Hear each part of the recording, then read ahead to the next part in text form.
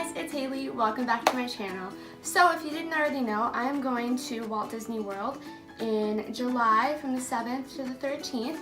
So I am very excited, but I thought I would kind of give you guys some tips on FastPasses and what you should do and how it works, because some people don't necessarily understand the FastPass system, and some people don't even realize that they can get FastPasses and that they're free in Walt Disney World, because in like Disneyland and like Disneyland Paris and everything, it costs money to get a FastPass, but in Walt Disney World, they're completely free. So I'm going to give you a few tips and tricks. So I think the first thing we should discuss is the tier system in Walt Disney World. So 3 of the parks have tier systems, which I will kind of explain what that means. The parks that have tier systems are Animal Kingdom, Hollywood Studios, and Epcot. So basically, there's a tier 1 and there's a tier 2.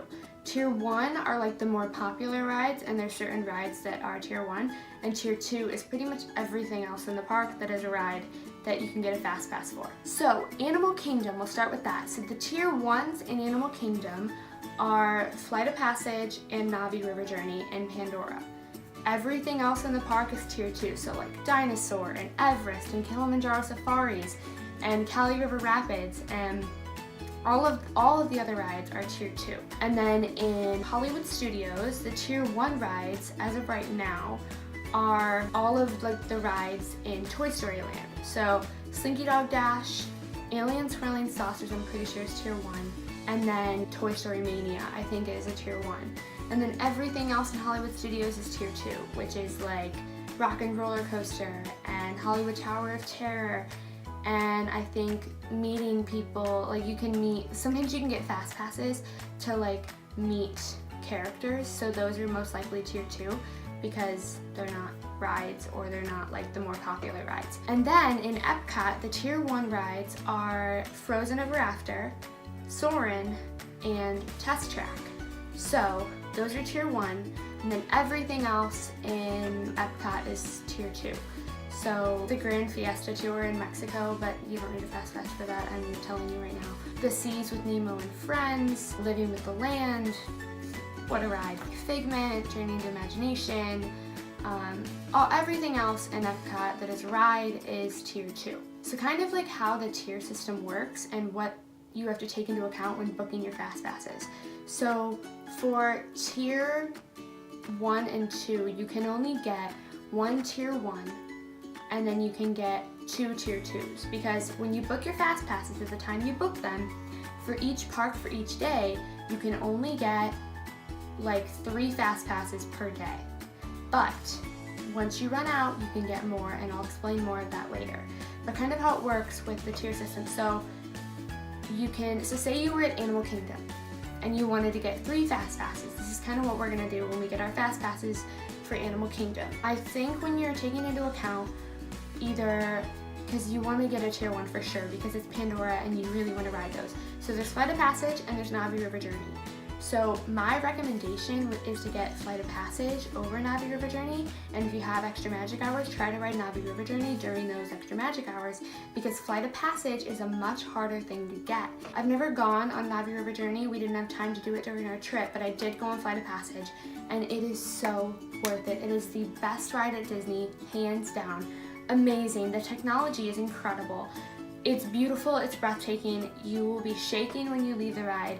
I would highly recommend that ride. So what we're gonna do, since we can only get 1 tier 1, we are going to get the Flight of Passage, and then we can get 2 tier 2s. So we're gonna probably get Everest and Dinosaur. So our 3 fast passes would then be Flight of Passage, Everest, and Dinosaur. 1 tier 1, 2 tier 2s. Does that make sense? I hope it does, because it's kind of a complicated system. And it kind of works that way with the other 2 parks, Hollywood Studios and Epcot. So you would get 1 tier 1, so you would get like Frozen, and then you would get like Figment and the Seas with Nemo and Friends. So kind of like 1 tier 1 and then 2 tier 2s. And then for like Hollywood Studios, you would get like Slinky Dog Dash and then like Rock and Roller Coaster and Hollywood Tower of Terror. So 1 tier 1, 2 tier 2s. Hope that makes sense. But then if we move over to Magic Kingdom, there's no tiers at all. There are no tiers You can get any 3 FastPasses you want, so you kind of have to choose wisely because there are a lot of good rides in Magic Kingdom, and the thing is, you're still gonna have to wait in lines. So some of the rides get more of the ones that have a higher wait time, and then you're still gonna have to wait in lines. There's no getting around waiting in lines at Disney because it's inevitable. You have to wait in some kind of line. So the 3 parks have tiers, Magic Kingdom does not. And that's kind of the tier system and how that works. When booking your FastPasses, if you're staying on property, so if you're staying at a Disney hotel, I think there's something else that is like qualified as like you can book your FastPasses at a certain time, but most likely you're just going to be staying on Disney property. If you're staying on Disney property, you can book your FastPasses 60 days in advance. So that's kind of one of the perks of staying on property. So you can go on to either My Disney Experience or just like the Disney World website and go through My Disney Experience there. If you're not staying on property, you can book your FastPasses 30 days in advance, which you're probably like, well, all the FastPasses are probably gone. Not true, because when I went, I didn't stay on property last time I went because I went with choir and band, and it was cheaper to stay off property at a cheaper hotel and just take our little coach bus thingy to the parks. And you'd be surprised, we actually got a FastPass for Flight of Passage, which is very hard to get. So I was very kind of surprised at that and happy with that. When booking your FastPasses, if you're booking for an entire trip, because 60 days in advance is from the first, I think it's either the first day of your trip or the first park day of your trip. So for us, our first park day is July 8th. We can book our FastPasses on May 8th, if that makes sense. So that's 60 days in advance. But when booking them, you can book them for each day of your trip, starting with the first day that your park ticket is for. The only thing that's kind of weird is you're only able to book 3 FastPasses per day right now. Don't worry, you'll be able to book more, just give me a whole minute here. You can book 3 FastPasses for each day for, like, I would say your morning park or whatever park you're going to first is what I would book for. But then if you're staying on property, this is kind of another perk of staying on property. So once you've used up your 3 FastPasses for the beginning of the day, you can go onto the My Disney Experience app. This is your holy grail when you're at Disney World, and you can book 3 more. And you can use those up and book 3 more. And use those up and book 3 more. So you can book 3 at a time, and you might even get good rides. You might get some rides that are like, wow, this is a good FastPass. Sometimes you will get the Frozen ride, which is very rare, but it will happen. Sometimes you'll be able to book a Flight of Passage, which is amazing, because that ride is very hard to get a FastPass for. So what you can do is you'll book your FastPasses for the morning, and then if you don't want to go on any more rides at that park, you can go to your next park, and then at night, and you can go on your My Disney Experience app and book 3 more, or after you use your 3 in the first park, book 3 more, and then use them at the second park. But you can only book 3 per day when you're booking 60 days in advance. It's kind of the same thing with the 30 days in advance. It's literally the same thing. You can only book 3 for the morning, but I don't think if you're staying off property that you can get more. So that's kind of one of the perks of staying on property, is you can get more FastPasses throughout the day. So that's kind of ideal if you're going to Disney. Stay on property, it's a lot easier. You just take free transportation everywhere, free buses, and you can get from park to park. You can take, like, there's free boats, there's free ferries, there's a monorail which is free. So you can get from place to place without having to rent a car, because renting a car, 1, it costs money to rent it, and then 2, it costs money to pay for parking. So it's more ideal just to stay on property. It's a lot easier. It's more expensive, but it's easier in the long run.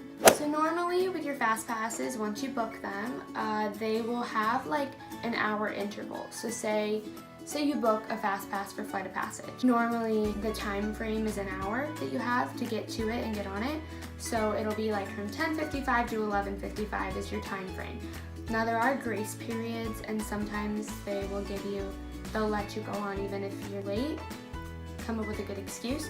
So normally they'll let you on 5 minutes before. Sometimes they'll even let you on like 10 minutes before, because we went for an Everest FastPass, and my friend Morgan, who I think you saw in the vlogs if you watched them, she had a FastPass, but it wasn't at the same time.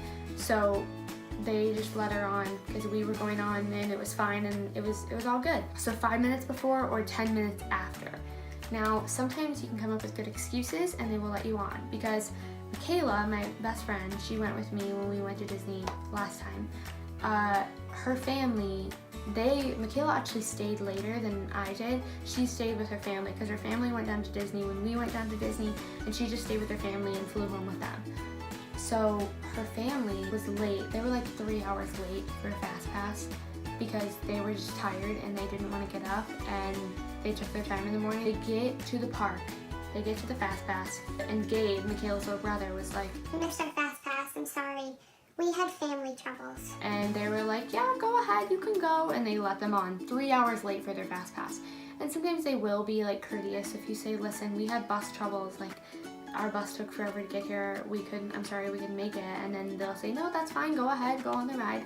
Because here's the thing, at Disney, the cast members, they want you to have a good time. They're not trying to be mean, and also be courteous to them, because they're really trying their best to, make you have the best experience that you can. If you're nice to them, sometimes they'll give you magical moments, which are little things that they'll do and stuff like that. So just kind of be kind. You can't ask for a magical moment. It doesn't work like that.